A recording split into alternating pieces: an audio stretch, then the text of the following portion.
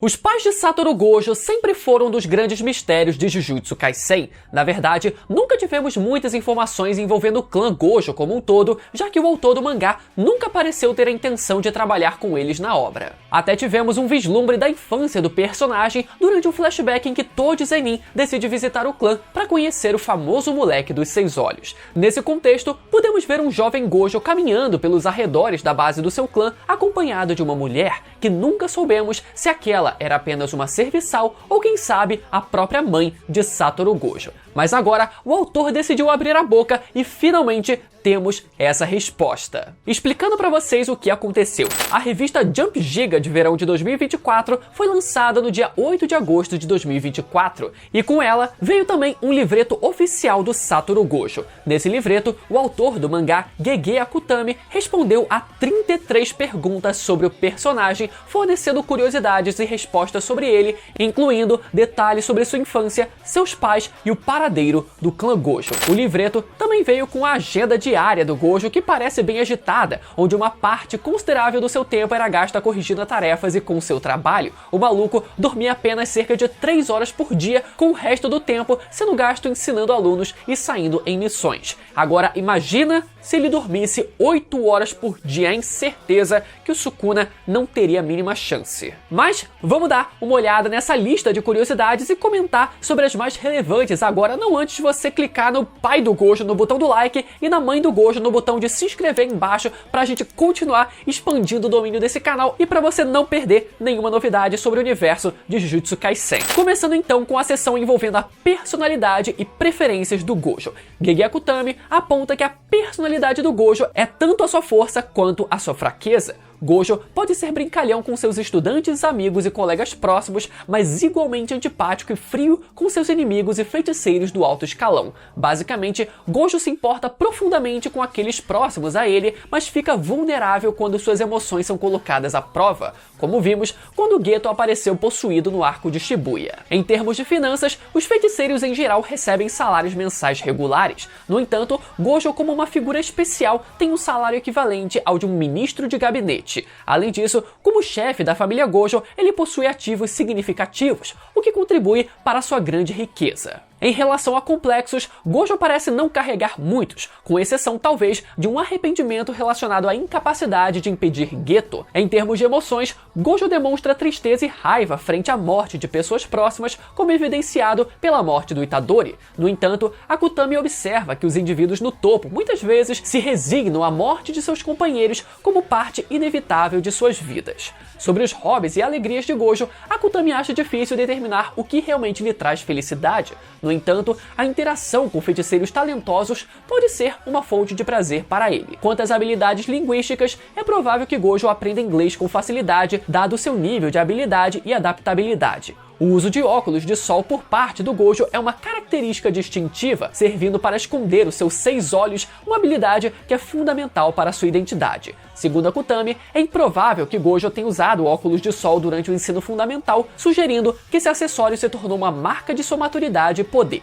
Já quanto à visão dos veteranos sobre Gojo é de certa forma complexa. Akutami acredita que sua imensa força e origem familiar poderiam ter criado barreiras para a interação com ele, tornando a convivência com os veteranos um desafio. Sobre a questão de desistir de sua vida como feiticeiro, parece nunca ter passado pela mente de Gojo. De acordo com Akutami, ele provavelmente nunca considerou abandonar essa vocação. Além disso, é improvável que Gojo tenha imaginado uma carreira alternativa fora do campo da feitiçaria. Akutami até brinca com a ideia de que ele poderia ter considerado profissões como gigolô ou sugar baby, embora isso seja puramente especulativo. Quando se trata de álcool, Gojo tende a ficar atordoado rapidamente e sua técnica amaldiçoada pode ser afetada. E finalmente, é improvável que Gojo possua uma carteira de motorista. Mesmo que ele tenha dirigido ocasionalmente durante a vida, Akutami sugere que ele provavelmente nunca teve experiência significativa ao volante, reforçando a ideia de que sua vida está mais centrada em suas habilidades de feiticeiro do que em aspectos cotidianos como dirigir. Fora que, né, se ele quiser ir para algum lugar, basta ele sair voando por aí. E agora, indo para as revelações mais impactantes dessa lista. Primeiro, descobrimos que Satoru Gojo nasceu em Kyoto e que a casa principal da família Gojo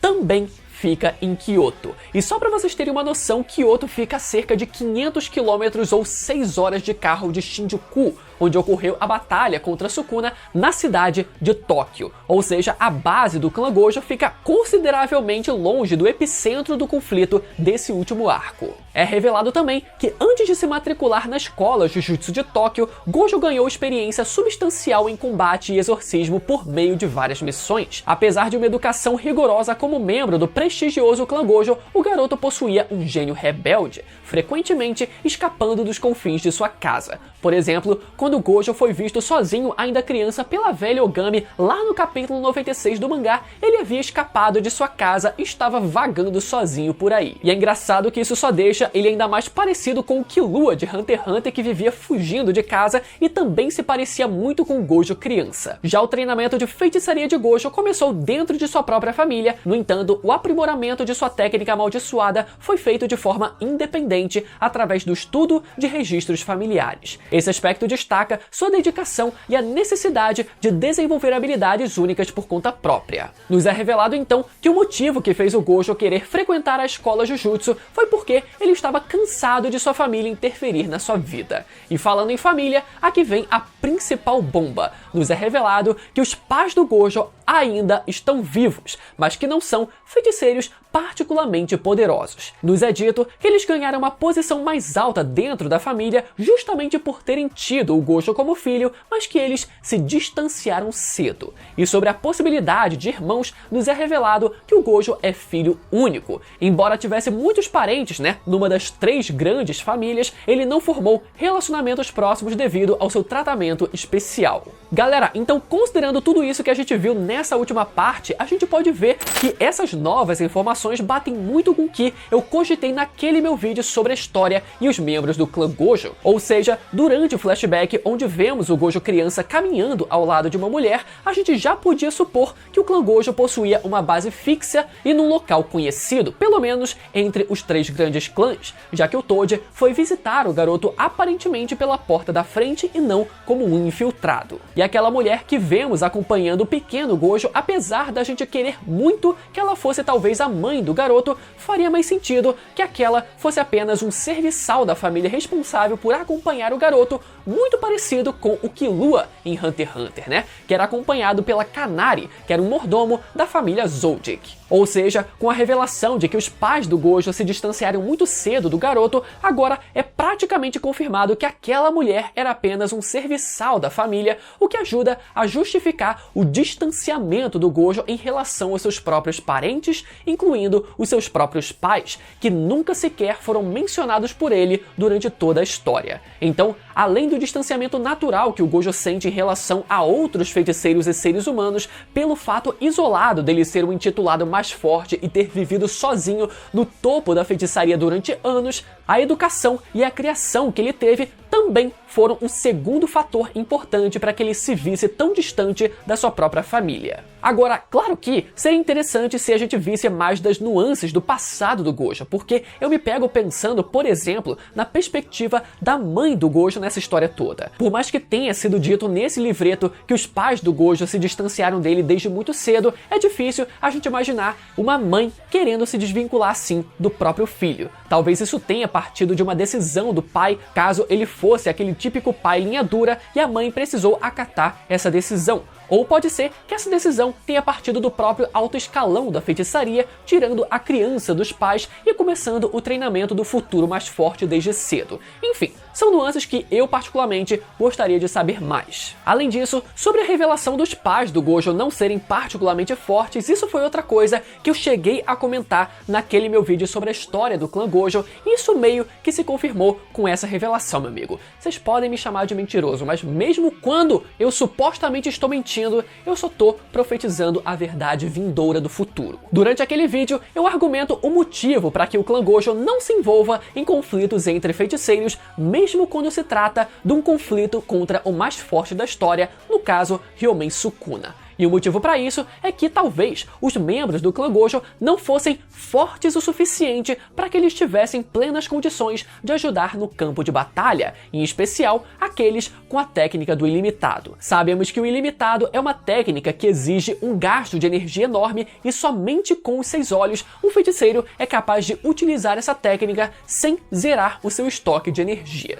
Também sabemos que, apesar dos 6 olhos ser uma técnica herdada por um único feiticeiro dentro do clã Gojo por vez, o mesmo não se aplica para a técnica do ilimitado. Basta a gente lembrar do clã Zenin, em que o líder do clã Naobito e o seu filho Naoya possuíam a exata mesma técnica amaldiçoada da projeção. Ou seja, é totalmente possível e esperado que outros membros do clã Gojo também tenham nascido com a técnica do ilimitado, mas por não terem nascido com 6 olhos, eles são basicamente inúteis em batalha. É só ver que até o Yuta se recusou a copiar a técnica do ilimitado do Gojo, sabendo que isso gastaria energia demais, e olha que a gente tá falando do Yuta, que tem um estoque de energia até maior do que o do próprio Satoru Gojo. Claro que também é possível que outros membros do clã Gojo não tenham nascido com a técnica do ilimitado, mas sim com alguma outra técnica parecida, e nesse caso a gente realmente não tem como saber por que esses membros em específico nunca apareceram para ajudar. Mas pode ser que existam sim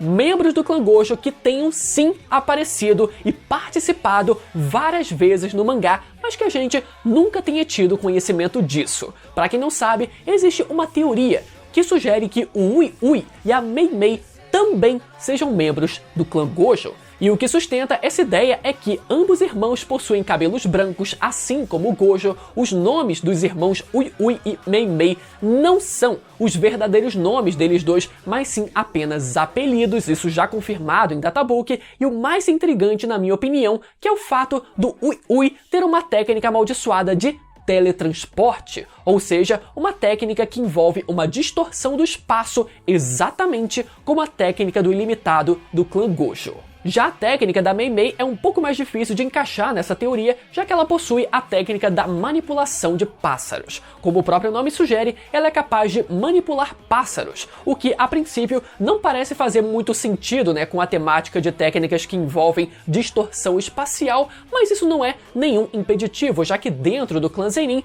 também existiam membros com técnicas bem diferentes umas das outras. Mas vale mencionar que com a técnica da Mei Mei, além da capacidade de manipular pássaros, ela também é capaz de enxergar através dos olhos desses mesmos pássaros, o que se aproxima um pouco da temática de técnicas oculares a qual os 6 olhos fazem parte. Mas enfim, essa é uma ideia que eu acho muito interessante e que eu gostaria muito que tivesse sido confirmada lá desde que os irmãos foram introduzidos na história, para que a gente se importasse mais com eles e a gente não tivesse a impressão de que o clã Gojo foi completamente deixado de escanteio pelo autor. Seria um detalhe que mudaria muito pouco a perspectiva de dentro da história, mas mudaria a nossa perspectiva aqui de fora como leitor. Bom, mas apesar da gente sempre querer mais e mais informações sobre essa lacuna deixada pelo autor na história, pelo menos a gente teve algumas revelações bem interessantes nesse livreto, o que ainda é melhor do que nada, Pelo menos serve pra gente continuar especulando aqui no canal. Agora, se você quiser saber mais sobre a história do clã Gojo, eu recomendo você assistir ao meu vídeo completo com várias outras informações e curiosidades que eu tenho certeza que vocês vão gostar caso você não tenha assistido ainda. Esse vídeo vai aparecer agora na tela pra você ir lá assistir, beleza? Até a próxima, tchau!